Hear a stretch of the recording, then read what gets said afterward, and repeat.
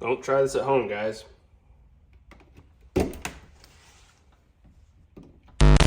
In this video, I'm going to show you what exactly this is and why it is so dangerous.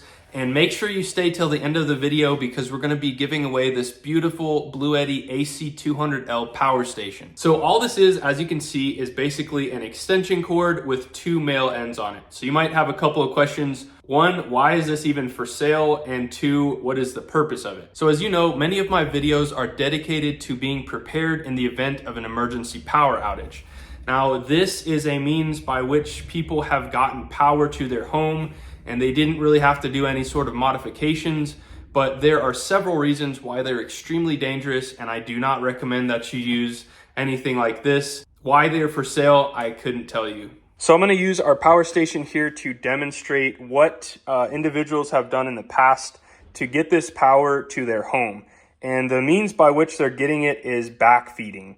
Now, when you backfeed a panel, you have to take certain precautionary measures to do it safely. And doing this is not very safe. So the reason being, I'm just going to show you, again, I don't recommend this, but I just want to show you how it can be done. You can take your power station. None of these have power until we press the AC button and we hear that relay click showing that there's power here. So we're going to turn that back off and we're going to act as if we are during a power outage. We're going to plug this into our power station, at which point this would actually be live and you could definitely get popped by this. Again, this isn't on right now, so that's not going to happen. But essentially what one could do is simply plug this into the outlet, and this power from the power station would then backfeed and power various things in your home like lights. Now, where the problem comes in is we don't know what wiring is behind this outlet. As you can see right here, our 120 volt outlets provide 20 amps max, and we don't know what is behind this in the wiring of our home. It could have wiring that's only rated for 15 amps, so that could create a huge potential for a fire, a reason why this is not a good idea. So those are the two reasons why you should not use something like this. There's a huge potential for getting electrocuted, and there's also a potential for backfeeding wiring that is not rated for it. A third danger that I will add is that if that power travels all the way past your main breaker, if you don't have that main turned off or you have an interlock, you could potentially electrocute a lineman. Now, most linemen act as if wiring is live. They have protective equipment for that. But on the off chance that someone doesn't, you could potentially harm others, and we don't want to do that. Now, in case you were wondering, this does absolutely nothing. No, it didn't explode when you plug it in. These outlets are connected to the same power supply, so it doesn't matter if you plug this one into this one. In fact, you can even see on this outlet here that there's a little jumper right in the middle, and all that does is it connects both of these.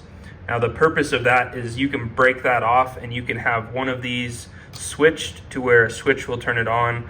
But essentially, these are both connected to the same power source. With that being said, I'm going to show you the proper way of getting this power to your home or to your gas furnace so that you can make sure that the essentials are taken care of in the event of a power outage. All right, so above everything else in your home during the wintertime, you need to keep it warm. And so this is a modification that I highly, highly recommend.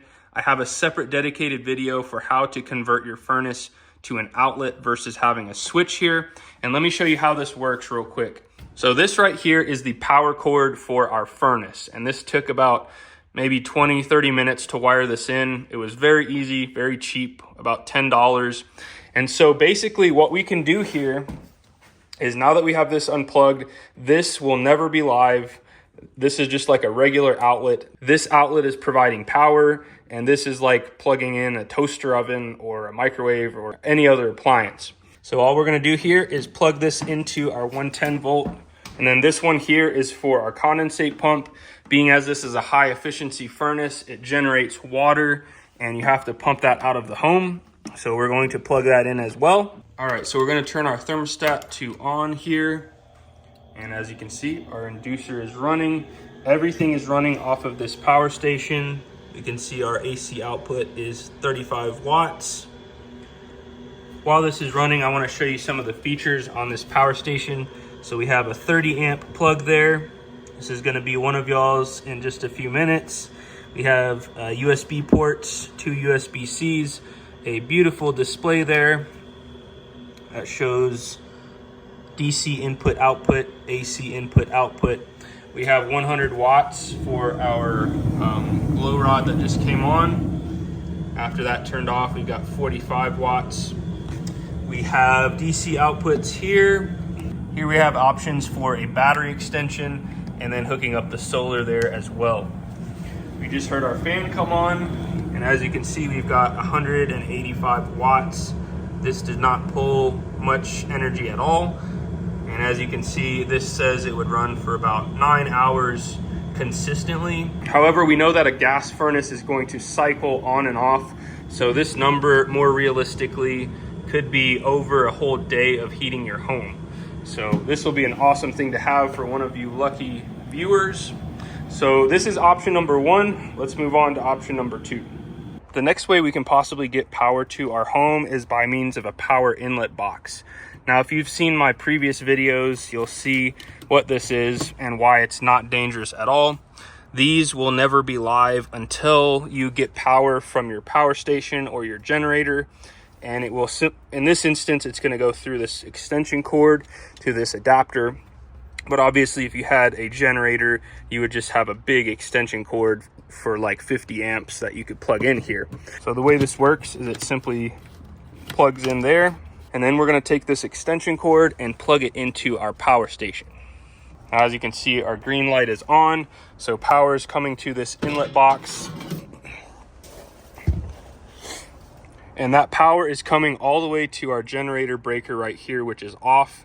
I don't want to turn the house power off right now, but if we did have a power outage, we would have to manually turn this main off, slide this up, and then turn the generator breaker on. And the generator breaker in this instance would power one leg of power. So we would get any 110 volt appliance we could use with this guy right here.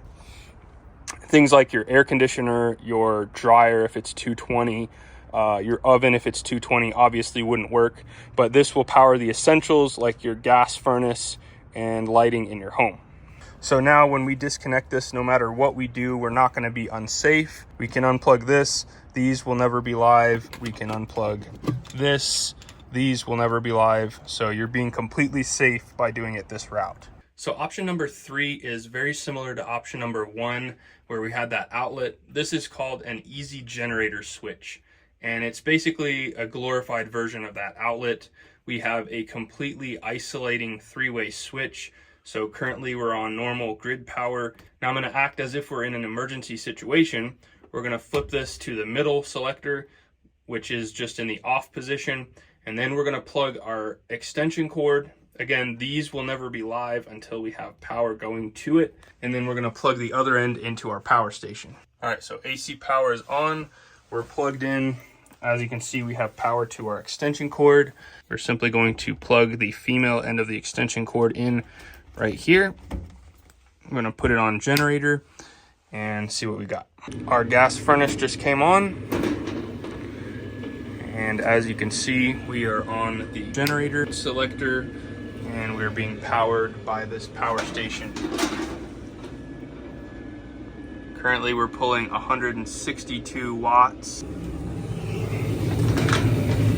We have ignition, and in just a few seconds, the blower motor will kick on. So this is completely powered off of our power station, and to turn it off, we simply select this off and back to grid power after the power is restored. Now, mid-cycle, you don't want to turn your gas furnace off.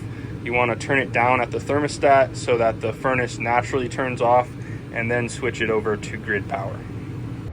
Well, there you have it. Several ways that you can safely get power to your home or your gas furnace in the event of a power outage. Now, the moment that you all have been waiting for, showing you how you can win this beautiful power station.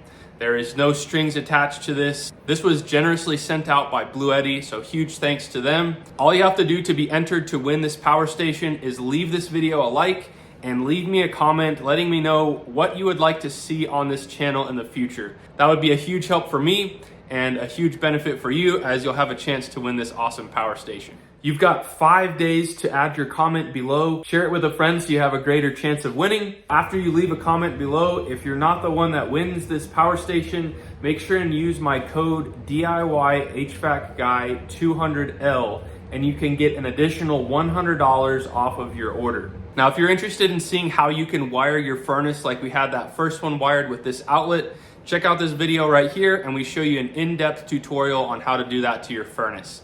Hope you enjoy it, and until next time, you guys be safe. Later.